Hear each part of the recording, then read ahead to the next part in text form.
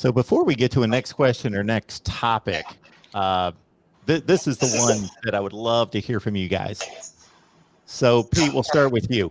So, is Dabo Sweeney good for college football? And I'm going to make my little spiel here first. I don't know why this guy gets villainized as much as he does. I don't know that there's a coach out there that gets talked down more than Dabo Sweeney, unless his name's Urban Meyer, and he's done that to himself. So, forget Urban Meyer, because, that's an easy target right there. Take the man off a football field, and he's done a lot of stupid things in his life. Okay, I get that. Dabo, to me, Dabo's done nothing but good for college football. His players love him. He's built a great program. He seems to be for good quality life. I just, he's gone on a couple rants where he tried to play the underdog card, and I posted a video because I just thought it was kind of funny that he was whining and complaining, but that's harmless stuff. So I've taken my couple shots at Dabo just because I thought he was kind of ranting and raving about something that didn't exist, but I'm not talking about serious stuff. When it comes to what this guy brings to the table, I just think he's good for college football, and I don't understand the haters myself, Pete. Well, I certainly don't either. But you know what they say, Mark, if you don't have haters, you're not doing anything right.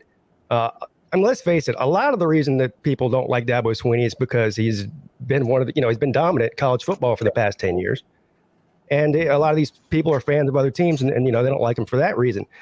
There's some people, that probably don't like him because he's outspoken about his faith, which is weird to me. I don't know why anybody would really care about somebody's personal faith. As far as I know, he's not pushing that on any of his players or staff. So I don't know. I think he is good for football. As far as I know, all he does is defend his program, his coaches, and his players. And I think any good coach would do that. And as far as the stuff where people say he whines and complains and things like that, first of all, half of that I think he's joking. When he does stuff like that, it's like he still does the big joke about little old Clemson. And of course, it's not little old Clemson anymore. Hasn't been for a long time. He still says it because it's funny. That's the way I take it. So I don't understand the hate for Dabo Sweeney either. I honestly kind of enjoy it. It gives me stuff to push back with other fans on, because that's sort of what I do on my channel. It's more of a fan. It's not like what Jason does. Jason's very informational. I'm a fan guy. I like arguing with other fans and pushing stuff in their face, and they do the same back to me. But that's I love the people that hate Dabo Sweeney. It gives me things to argue with people about. But I think he's good for college football. I think he's good for college football too. I don't know if there is another college football coach that is quoted out of context more than Dabo Sweeney. I mean, I remember I was just waiting for when NIL became official last year, because I knew we were going to see all the screenshots of those tweets, how he was going to retire or quit when players started getting paid. But then when you look at the whole quote, he said, if college football become professionalized and talking about schools paying players, that's when he'd go do something else. He in the same interview, he talks about how he's all for NIL, but he's just always quoted out of context, and I just get tickled by that. But I absolutely think he's good for college football, and I'm like y'all, I don't understand all the hate. If you want to get a good feeling for what people really think about Dabo Sweeney, ask his former players. Yes, exactly. And nobody goes to bat for that man harder than those guys. And to me, that says everything. Yeah, I really think that the underdog role, people get tired of that, but people don't see Clemson in the same light as they see Ohio State or Alabama. Ohio State hasn't won a national championship for 7-8 years. It's not a shot at Ohio State, but I mean, like we say, Notre Dame is a blue blood, but I mean, what is the last time they've really been winning national championships? I just think people just look down on Clemson because of the small town, small area in South Carolina area, but the north part of the state. I hear people make jokes and say they're the Auburn with no lake. They always look down upon us, and we have put really great talent into the NFL. We won national championships. I'll give you an example. I I asked Mark the other day, why can't we be known as DBU? Look how many great defensive backs that we put into the NFL. AJ Tyrell is really good. Nobody talks to the fact that he comes for Clemson. Curse. I hate Dallas Cowboys, but look what type of season he had.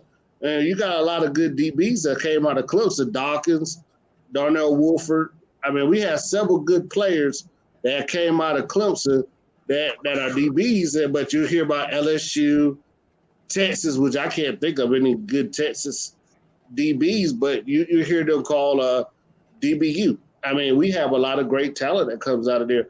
And Dabo's right. Sometimes we just look that's just a mistake over there. They got lucky. And we beat probably one of the best teams in college football history by offensive standards in Alabama in 2018. Nobody says, well, look how great that defense was, but everybody would talk about how great Georgia defense was, and they didn't play elite quarterback. And when they had to play elite quarterback, look what happened to them. If it wasn't for those two wide receivers getting hurt, Hey, look, we just saw a couple of weeks ago how different Dabo Sweeney's treated by the media. Yeah. He does an interview with ESPN the weekend of the spring game, talks about how what's going on right now is not sustainable, and then he gets crucified for it for a week. Yeah. Nick Saban comes out, says the same thing, crickets. I mean, he's just held to a different standard, and I'm not sure exactly why. And he's right, because if the guy from he's at Texas now, transferred from Ohio State, if he doesn't work out, look how much money he does pocket it. How much are people going to keep playing these players if they don't produce? If DJ don't produce, I think he got, an $800,000 contract with Dr. Pepper. I mean, it's like, well, why should we keep playing these players if they're not going to produce on the field? Texas A&M is about to go the same thing. If they pay this recruit class $30 million to come in, if they don't win, are people really going to still pay out these big deals? I mean, I don't see how anybody could be against the position that education should come first at college. And that's really all he's saying, is that you don't want to get away from education being the main goal here and just get into professionalizing sports. And I think pretty much every coach in college football agrees with him, whether they say it or not. Now, like Jason said, Dabo Sweeney could say something and Nick Saban could say the exact same thing. And for some reason, crickets whenever Saban says it, but Dabo gets crucified for it. But, it's not that Dabo Sweeney doesn't want kids to take an opportunity to earn money. He just wants education to be the main goal. That's all. Right. Because he knows that only, 3%? Exactly. 3% go to the pro. I mean, honestly, Justin Ross was considered to be better than T. Higgins at one point, and we just see what happened to him. It's great to get $1 million deal when you're 18 years old, but that's not. I mean, that's life-changing money, but the long-term money comes with a degree or going into the NFL. It doesn't come with an NIL deal. Right. At least yet. Absolutely right. Yeah. Yeah, I think there's a few things working against him that should not be working against him. I think Pete hit on one. I think people don't like that he expresses his faith, but every time I hear it, it's because he's been asked. He's usually asked, how were you able to build this program? How are we able to do this? And so he credits his faith. He credits his relationship with God. And so that's his authentic answer. That's first and foremost. So he's not pushing it out there on anyone that I can see. Number one. Number two, he's having fun. So for some reason, people don't like people that are successful and they're having fun. They're jealous of that. This guy's having fun and he's successful. He's not walking around with, a frown on his face, yelling at people all the time. And he's not done it the traditional way. He doesn't look like the traditional coach from 1975. So he looks like he's having fun. He has a good time with his players. He's able to be a coach to them, but also be a friend to them at the same time. He's been able to do that very, very, very effectively. And I also think that some people you guys all made the point to a certain extent, they're just kind of new to the party. People, because Clemson wasn't winning national championships and was playing in an more obscure conference, the ACC, before Florida State jumped in, they weren't given the credit for what they were accomplishing during the 80s and 90s. They were a better program than most people looking back knew about them, playing in Citrus Bowls and those sorts of things, and not playing, in the type games during that 30-year span that others were. So they're not put in the same category as fill in the blank, USC, Ohio State, Alabama, etc. And they never will be, because just that's how people categorize. They're in the Miami, Florida State class of, okay, this is a new thing, and they're not going to be accepted by some just because of that.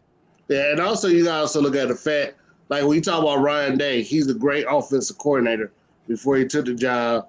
Nick Saban, he worked with the secondary. Dabo was this guy that's just sitting over there. He a CEO. Clemson gave his coordinators all this money for them to come coach here.